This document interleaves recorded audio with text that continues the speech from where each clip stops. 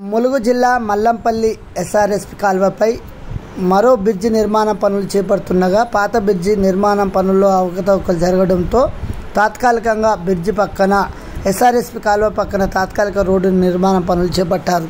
జిల్లా కలెక్టర్ గారు ములుగు జిల్లా వైపు వెళ్తున్న ప్రయాణికుల కష్టాలు ఎరిగి త్వరగా సైడు తాత్కాలికంగా రోడ్డు పనులు చేపట్టాలని జిల్లా కలెక్టర్ గారు ఎన్హెచ్ఏ అధికారులకు ఆదేశాలు జారీ చేయడంతో తాత్కాలిక రోడ్డు పనులైతే చేపట్టారు. ఈ రోజు నుంచి బస్సులకు మరియు కార్లకు వివిధ వాహనాలకు కూడా అనుమతించబడిందని చెప్పి అధికారులకు తెలియపరిచారు. ఈ రోజు నుంచి వాహనాలు కూడా నడుస్తున్నాయి కావున ఇది గమనించగలరు. ముఖ్యంగా ఆర్టీసీ అధికారులు కూడా గమనించి ఈ యొక్క ఎస్ఆర్ఎస్పీ కాల్వపై నుంచి కూడా బస్సులకు మరియు వాహనాలకు అనుమతించబడిందని చెప్పి తెలియపరిచారు.